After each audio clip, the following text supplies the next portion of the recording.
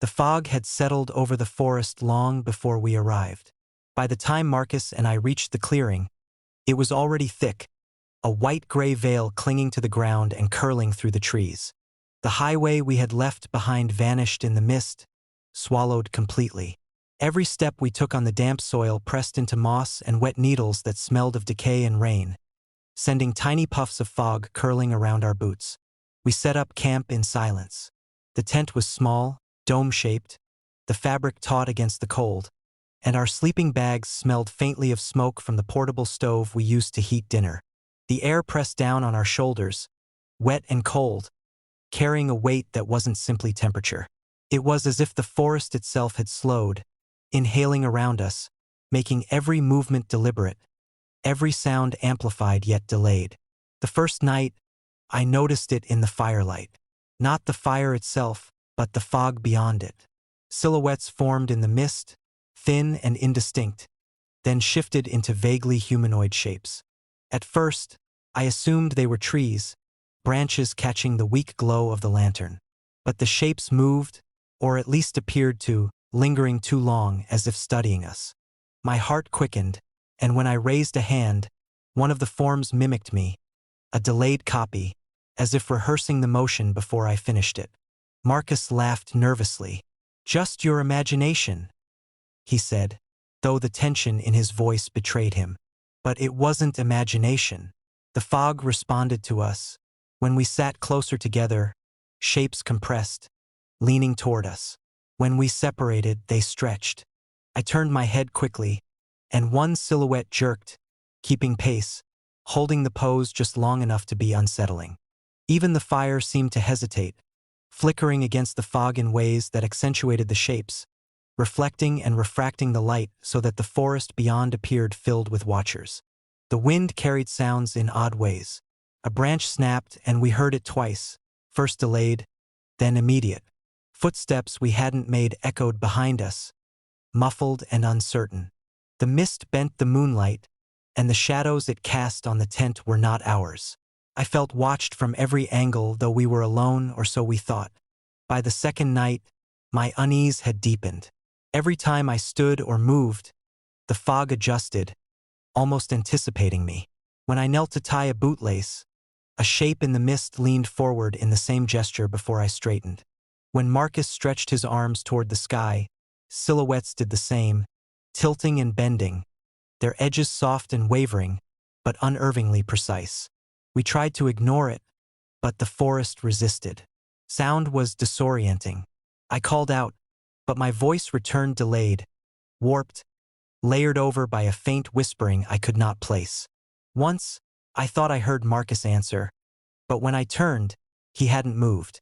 It was as if the mist had learned to mimic not just motion, but sound, even intention. Sleep was fitful. Every time my eyes closed, the fog lingered at the edges of my vision, shapes pressing against the perimeter of sight. I dreamed in fragments. Walking along the trail, the silhouettes bending in impossible ways, reaching toward me and folding back into the mist when I tried to grab them. I woke with my pulse racing, the cold pressing into my skin, my hands clutching empty air. By the third day, time itself became unreliable. I could not tell how long I had been in the clearing. Minutes stretched into hours, hours condensed into moments. I remember stepping away from the tent to collect firewood, but when I returned, the tent was farther than I remembered, its shape half swallowed by the mist. The fog responded to movement, but it was more than mimicry. It guided us subtly, manipulating perception. I realized with a shiver that the path we took was never quite the one we intended, always bending toward some design I could not understand. Marcus noticed it too. He said the shapes were too deliberate, lingering after we looked away, forming patterns and gestures that suggested thought, not random chaos. Once, he leaned on a tree to rest, and a figure crouched beside him in the fog, mirroring his pose, head tilted, watching. He froze, staring. The shape didn't disappear until he moved. That evening, the fog thickened further, almost suffocating. The firelight struggled against it, casting long, warped shadows across the clearing. The silhouettes became more distinct, more persistent. Some appeared humanoid, others abstract, elongated, twisting, sometimes animal-like. But every form retained its pose far longer than it should have, as if refusing to dissipate. My own reflection in a puddle appeared late, delayed by a fraction of a second, and for a moment I felt disconnected from myself, as if the fog had copied me and replaced me simultaneously. I began to notice memory gaps, small ones at first. A log I remembered placing differently, a chair that seemed to have shifted while I wasn't looking. Later, longer gaps. Entire sequences of actions vanished, leaving only the lingering presence of the fog, shapes marking the points I could not recall. I could feel it studying me, recording me, pressing against the edges of my consciousness. By the fourth night, I could not look away. The fog reacted in real time to every motion, anticipating gestures, holding them in place. It was no longer background. It was a participant. It tilted when I tilted, crouched when I crouched, mirrored my every shift with deliberate, patient precision. The air grew heavier, dampness pressing against my skin like static. I could sense thought in the shapes, intent behind their persistence. Marcus was quieter than usual. He didn't speak of what he saw, only avoided eye contact, moving mechanically through routine. I realized then that the fog had chosen to interact with us, and it had agency. It was deliberate, observant, patient. On the fifth morning, we broke camp. As we walked the trail, the fog moved with us, adjusting, shaping the landscape, stretching across fallen logs and underbrush to mirror our steps. I tried to hurry, but the shapes slowed us subtly, coiling in corners, bending our perception of space, making the trail feel longer, more convoluted. Even the sun's rise could not pierce it completely. The silhouettes persisted in the mist, lingering far longer than they had any right to. I glanced behind me. One humanoid figure stood where the clearing had been, watching. I expected it to dissipate, but it held its pose. A subtle tilt of the head, deliberate. It was waiting or observing or communicating. I could not tell which. The forest behind us had become alien, its fog purposeful, its shapes patient. We left the trail and reached the highway by midday. Sunlight broke through the mist in fragments, but even there, in open space, shapes lingered at the periphery, vanishing only when we turned. Every reflection in water or windshield carried echoes of forms that were not ours. I understood, finally, that the fog was not random atmosphere. It had choice. It was sentient. It had chosen us to observe, to interact, to follow, and perhaps, somewhere in the edges of my vision, in the elongated shadows of trees and rocks, it waited to guide us again. I do not know why. I do not know what it wants, only that it watches, and it has chosen to remember. Their campsite was surrounded by stones arranged in concentric circles. At first, neither of us thought much of it. Rocks scattered in strange symmetry, perhaps left by a previous hiker or some odd natural formation. But the way they caught the flickering firelight made the edges glint unnaturally, and the damp earth between them was unervingly compact, as if walked over countless times. We had arrived in late afternoon, the forest already steeped in that sharp, hollow silence that comes from being far from any road or trail. The trees loomed tall and dark, their branches tangled in the sky, blocking out much of the waning sunlight. The air smelled of wet pine needles and decomposing leaves, a scent that settled into our clothes and hair. The fire crackled weakly in the center of the circle, but the flames seemed hesitant, flickering not just in response to wind but as if sensing our unease. "Do you think someone camped here recently?" Lila asked, crouching beside me to adjust the lantern. Her voice sounded muffled, swallowed by the dense forest, and then repeated a second later in a delayed echo, lower and slower, as though the woods were mocking her. "I don't know," I said, my fingers brushing against one of the stones, cold, unnaturally smooth, and almost damp to the touch. The circle extended farther than I had first realized, each ring perfect, concentric, and meticulous. There were dozens of them, radiating outward, and each step we took within the innermost ring felt as if we were being measured. By nightfall, the fog had begun to settle. It moved unnaturally, curling between the trees, pressing close without wind. When we walked, the mist shifted first, forming vague shapes that mirrored our posture, sometimes leaning when we leaned, hesitating when we stopped. Once, I swear, I stepped backward and saw the fog fold in front of me like a living mirror of my own motion, only delayed by half a heartbeat. We tried to ignore it, sitting by the fire, eating cold rations, telling stories to keep our minds busy. But the forest resisted distraction. Sounds became warped. A branch snapped, and the echo returned before the actual noise reached us. Footsteps we hadn't taken clattered softly in the underbrush. Even the fire's crackle occasionally stuttered, as if it were imitating our own uncertain breathing. I noticed subtle memory gaps. One moment, I was kneeling by the fire, stirring the stew. The next, I was standing by the outermost ring, uncertain how I had gotten there. Lila laughed nervously when I mentioned it. "We're tired," she said. "The forest makes time feel weird. Happens sometimes." But I could see in her eyes she wasn't sure either.